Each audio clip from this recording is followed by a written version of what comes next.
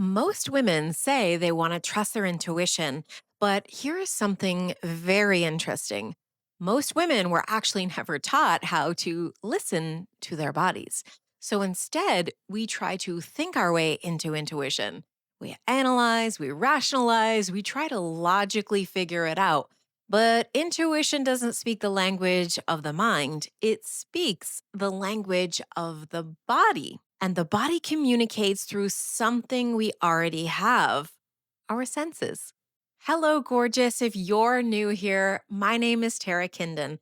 I'm the founder of Bioenergetic Somatics, and my work lives at the intersection of nervous system education, somatic awareness, sound, and cosmic rhythm. In simple terms, I help women reconnect to themselves, to their bodies, and to their intuition. This video is part of the Curiosity series, where we're really exploring the journey of living mostly up in the heads to return back into our bodies. And so far in this series, we've talked about why many women default to thinking, what happens when emotions get stored, when they don't have the space to move them through, and how disassociation can show up when experiences become too overwhelming. So, today we're exploring the next step on that journey. We're learning how to recognize the ways your body has been trying to communicate with you all along. The body speaks through the senses, and the body does not communicate in paragraphs, it communicates through sensation. The subtle signals through our senses, through sight, sound, touch, smell, and taste, and something even deeper, that quiet sense of knowing that lives underneath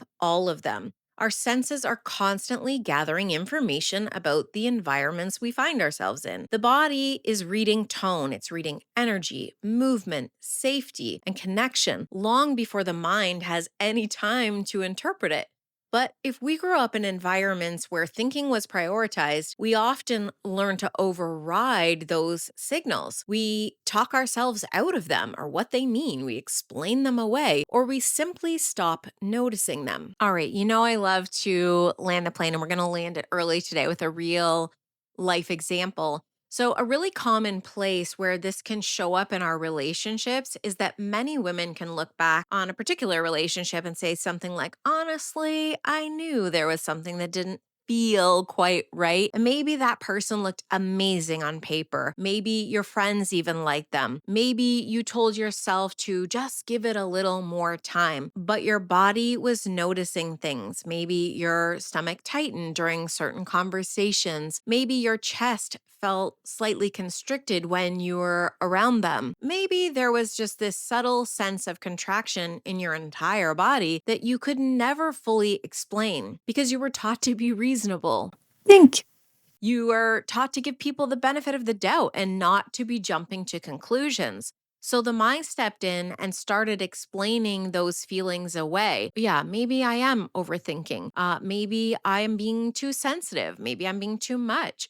So we override that initial signal, but the body had already gathered information. This doesn't mean your body predicts the future perfectly, but it does notice patterns and energy very quickly. Okay, so the other part of this is the social sensing. What happens to us in social situations? Like, it doesn't always happen just in romantic relationships. It happens all the time, every day, with general people. Imagine you're at a gathering, an event, a party, you meet a lot of different folks throughout the whole entire evening, and you've noticed something really interesting. Some people you naturally lean into, your body relaxes, conversation flows and feels really easy. Your shoulders drop, you feel really open and engaged. And then there are others who you feel a subtle shift. Maybe you lean back slightly. Maybe your stomach tightens. Things go off, your spidey senses. Maybe you feel a sudden impulse to step away sooner. Most people will interpret this through the mind first. Oh, well, maybe we just don't have that much in common. But something deeper is absolutely happening here. Our bodies are constantly sensing the people who are around us. We are interacting not just through words, but through what many traditions will call the biofield, your auric field, is the energetic field that surrounds and extends from our bodies. So when two people come into close proximity, those fields will interact. And the nervous system is incredibly sensitive to the interactions. It notices safety, it notices tension, it notices resonance or not. Maybe we just don't have words for it yet, but the body is registering those signals. When we start paying attention to those subtle signals, instead of immediately overriding them, we begin to realize something really important. Our bodies have been communicating with us this whole time. We weren't just taught how to listen. And the body isn't actually quiet. It's just that its language is a little more subtle, and subtle signals require a little bit of space to be noticed. Something else that's also very important to understand about the body is this: it moves at a very different pace than our modern world. Your senses are gathering information incredibly quickly, but your awareness of those signals requires a moment of stillness.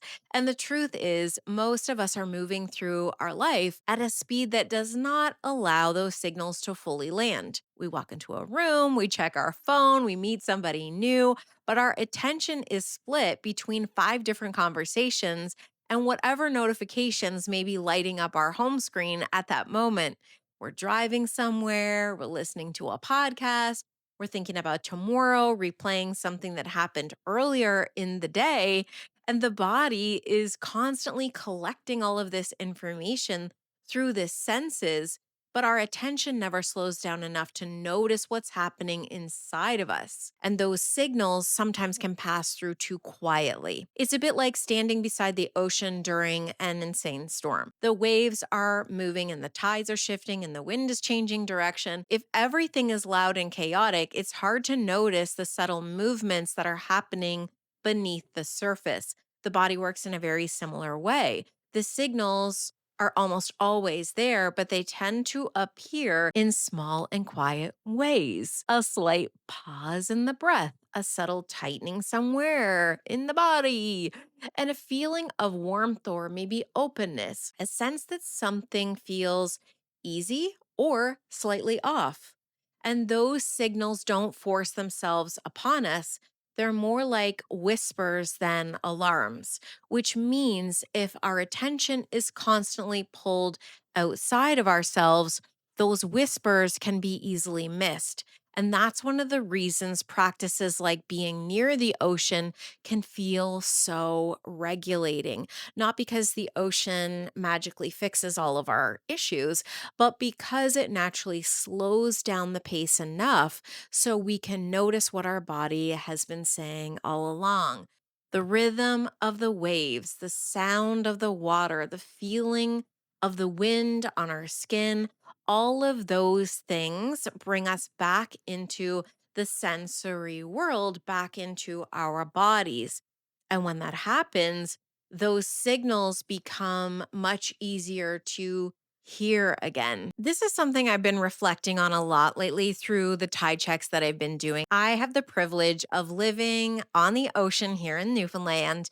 And every day I get to step outside my seaside studio and observe the tide. Some days the water is very calm. Some days the wind is up and everything is stirred. Some days the tide is rising and some days it's pulling back. And what is so fascinating to me is how similar this rhythm is to our nervous system. The ocean never tries to hold everything at once, it moves. Energy comes in, energy goes out. But as human beings, we often try to do something very different. We hold things, we hold emotions, we hold conversations that never get a chance to finish. We hold our experiences, and those experiences have also not had the space to move through. But the body was designed to allow energy to move, just like the tide. And when we spend time observing nature's rhythm, something in the nervous system starts to remember its own rhythm. And this is what I often call ocean medicine. It's not mystical, it's literally rhythm. It's the body remembering how to move again. Now, if you'd like to start listening to your body more clearly, a simple place to begin is with your senses. So, right now, just pause for a moment. Notice one thing you can see, one thing you can hear, one sensation you may be experiencing in your body. And maybe it's just your feet touching the floor or your butt in the chair, maybe the temperature of the air or a breeze on your skin. You don't need to change anything or go actively seeking things. Just notice, are these signals already around you so that you can step into the body and move away from this overthinking and over contemplating life into experiencing the magical moments that are here within the day for you to begin to process. If this conversation resonates with you, this is part of the From Head to Toe Body playlist, where each of these episodes is building upon the last one. You can explore the entire Curiosity series there. And if you find it really difficult to feel sensations in your body, I've created a head to body sound tuning, and it is designed to really gently help that nervous system reconnect. Sound can be such a powerful bridge between that thinking and feeling into the body. You'll find the playlist and all of the resources I mentioned in the description below. If you would like to explore this work even more deeply, you can always book a private session with me in person and online, where we get to work directly with your nervous system through frequency, through somatic awareness. Now, in the next video of the series, we're going to explore something many people wonder about once they start paying attention to their body. How do you know if something you're feeling is intuition or anxiety? Because those two signals can feel very similar at first, but they are very different. So, we're going to unpack those together in the next episode. And as always, remember who you came here to be. And if you're still here, I know that this conversation absolutely resonated with you. So remember, this video is just part of a series from the head to the body. We're being curious about what that can feel like, and where each of these episodes is building. Don't go and jump to a random video. I really recommend staying with this playlist so you can follow the journey and see how your body process is moving from here down to here. And you will see that playlist right here. And I'll see you in the next video.